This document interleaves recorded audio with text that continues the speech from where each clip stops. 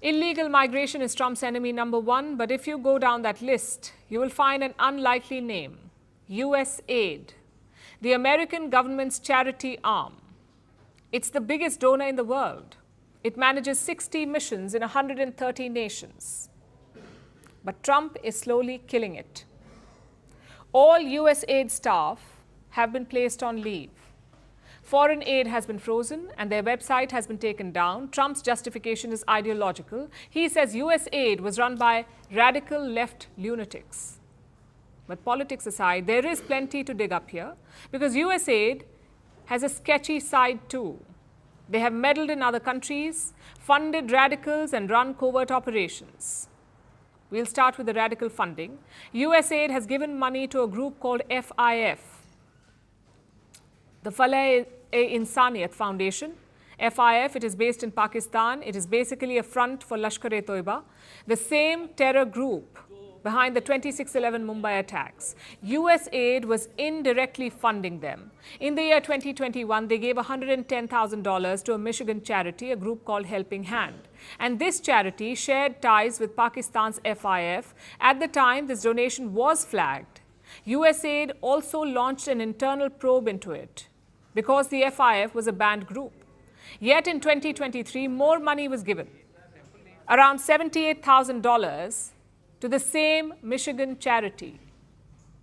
Was this oversight or was it planned? Either way, it should not have happened. Aid should go to people who need it, not charities linked to terrorists and radicals. And this is just one example. Washington has always used aid to further its agenda.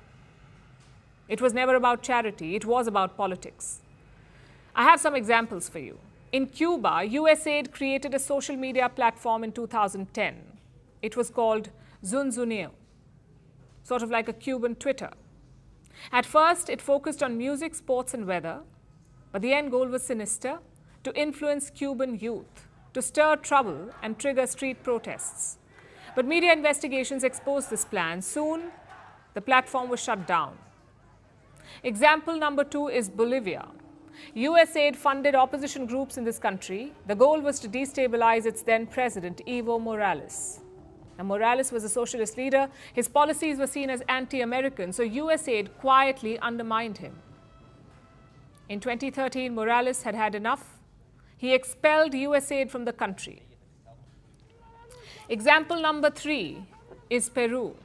In the 1990s, the country ran a sterilization program. Around 200,000 women were forcibly sterilized, again with funding from Usaid. And these are just just 3 prominent examples. Dozens of countries have accused Usaid of meddling: Russia, Nicaragua, Iran, Honduras, the list goes on. And the agency does not just meddle, it imposes American ideology on other countries. That's what happened in Brazil in the year 2005.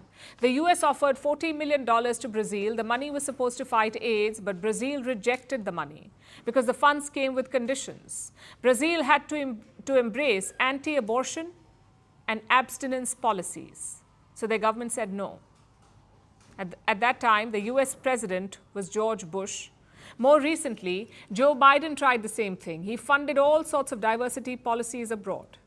These are some of the insane priorities that organization has been spending money on. $1.5 million to advance DEI in Serbia's workplaces, $70,000 for a production of a DEI musical in Ireland, $47,000 for a transgender opera in Colombia, $32,000 for a transgender comic book in Peru. I don't know about you, but as an American taxpayer, I don't want my dollars going towards this crap, and I know the American people don't either, and that's exactly what Elon Musk has been tasked by President Trump to do.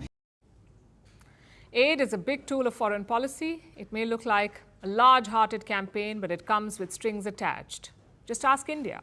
In 1965, Usaid gave a loan to India. The plan was to set up a fertilizer plant in Chennai. But the loan came with conditions.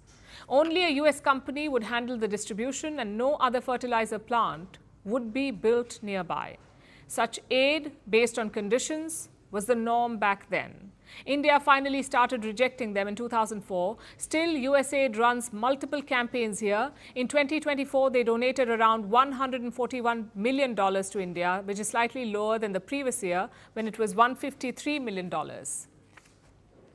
And what's the status of these campaigns now? Well, all of them have been frozen. In the short term, there will be some pain, but experts also see an opportunity here, especially in South Asia. Countries in this region have traditionally depended on two sources, Chinese loans and US aid. One has been stopped, the other is untenable. So maybe India could step up to the plate, offer assistance where necessary. Of course, the rules of charity apply to India as well. You can keep your interests in mind, but you cannot undermine others. We're calling this show Vantage. We hope you like what we've put together for you.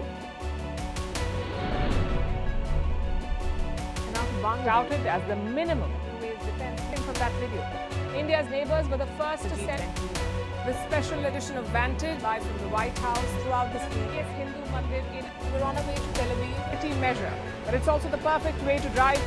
I don't think that Prime Minister of Bhutan, Sherin Thagbir. Welcome to 60% of the world's office. Prime Minister Modi did the iron. We were actually How are you doing? How do you like? It's been 1 year since that meeting. Iron bars separate you from the outside. Out the vote effort. Trump had, it says, and at $4.3 trillion. 300 billion by 2030. That's what we need to tackle climate change.